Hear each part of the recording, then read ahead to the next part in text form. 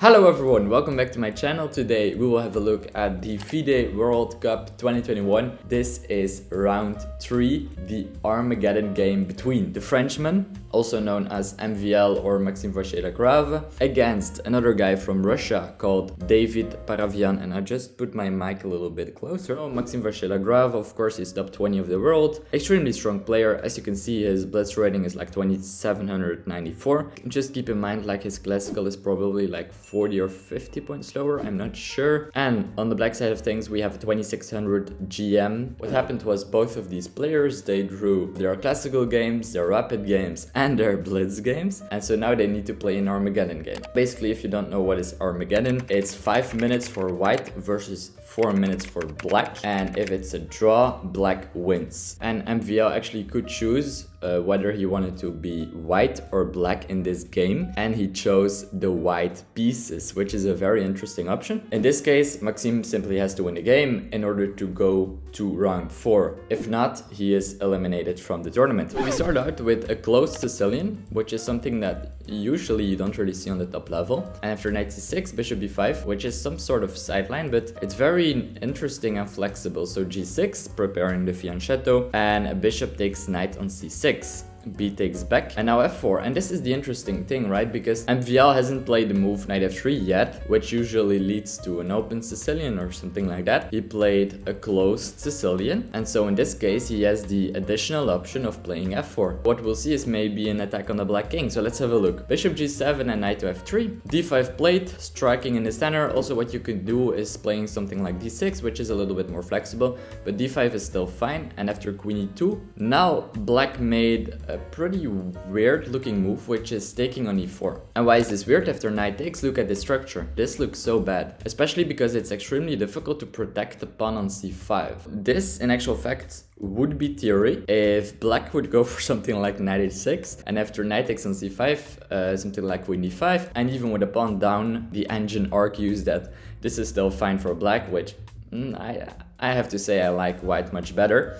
But in any case, like, this could still be played. We have knight f6 and simply takes this pawn. So Maxime is already up a pawn with a very nice position, an amazing knight on c5, queen d6, and d4, stabilizing the knight and taking some space in the center of the board. Now knight to d7 and knight to e4, attacking the queen. Queen steps back, castles, castles, and rook to e1. And as you can see, like, Maxime's pieces already are like pretty well coordinated, and he's simply up a pawn. Bishop b7 and c3, stabilizing his position. a5, black wants some space for his pieces, and also he might want to weaken this pawn structure. Okay, knight to e5. This I really find a very nice move. You know, it's very difficult to do something about this knight. You can't really play something like f6, because then, you know, you're closing your bishop, and what are you doing with your pawn structure? So you can't really do something like that. So basically what David decided to do in the game is simply to take with the bishop, which makes a lot of sense, since now, like, the bishop isn't really doing anything. So I mean, he gives up the bishop for the knight, but now simply f takes, and I mean, look at this pawn structure. This is pretty much ideal for white. Okay, c5, that's a very logical move, right? Trying to make this pawn chain weaker, as well as activating this bishop on b7. But black is basically giving up another pawn, so Maxime says, well, thank you very much for the pawn. Knight takes and pawn takes. And now Maxime is up 2 pawns. The rook activates, bishop e3, developing the bishop. The queen takes the pawn, Maxime sidesteps, and now queen to c7. And bishop to d4. I think this position is pretty good for Maxime. Right now he's up only 1 pawn, but this pawn looks pretty good. And it's said that positions with opposite color bishop are drawn, but in this case it's pretty much the opposite, because when there's still like heavy pieces on the board, like rooks and queens, it's much better for the side that can attack the opponent's king. And this is actually also what will happen, right? Maxime prepares for some attack on this king. f6, closing the diagonal, and in this position you can pause the video and try and think about the move that Maxime played in the game. It's not an easy one, but pause the video, think for a few minutes. What Maxime played in the game was c6, and you might ask, what is c6 doing? Well, first of all, if the bishop takes, then we have bishop b6, and so now black has to give up an exchange, which is not ideal. Instead, what happened in the game is he c2 with the queen. As you can see, the queen is defending the pawn on e7, so after this move, simply this pawn is falling, and f6 is also extremely weak. So this position already is very good for the Frenchman. Rook e8, he really wants to exchange rooks, since, I mean, Maxime is getting pretty close to its king, so he wants to get a safer position, which is logical. But in this position, Maxime thought for a minute, and what he did is he calculated a tactical variation. So I would like you to pause the video and try to find another tactical shot for Maxime in this position. There's not too many critical moves to calculate, moves like these, or in the position these you should probably calculate. Exchanging of rooks might not be that interesting.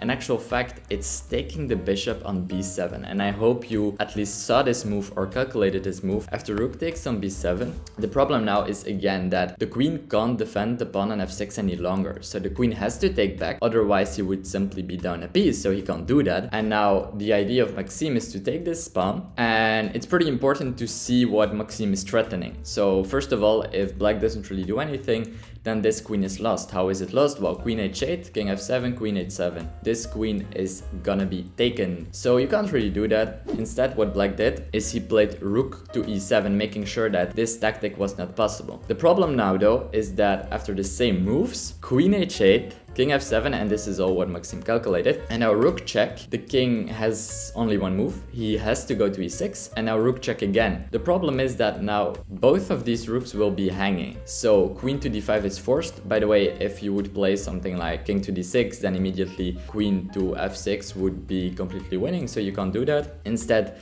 king to d5 is forced, and now rook takes. And you might ask, well, this queen is hanging. Yeah, but your queen as well. What happened in the game is black didn't take the queen, instead he took the rook. Now you might say, what?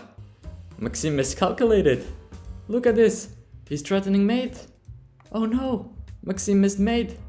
No, that's not exactly true, because actually Maxime will take this rook with check. So it's not exactly miscalculated by Maxime. And now Maxime is simply up a piece. So we have king to c4, queen a6, and black resigned. And by the way, in this position, like king d5 is forced, and white can take another pawn, so this is completely lost. I thought this was a very nice game, especially like with the tactical shot, and the fact that this was an Armageddon game. I really enjoyed this. And also, as you may know already, two favorites maybe to win the tournament, both Caruana and Giri, are now eliminated, which is also something that I did not see coming really. But you know, it's rough. You know, there's a lot of really talented, young and underrated players out there who are simply crushing all the top grandmasters. So if you like this video, please subscribe to my channel.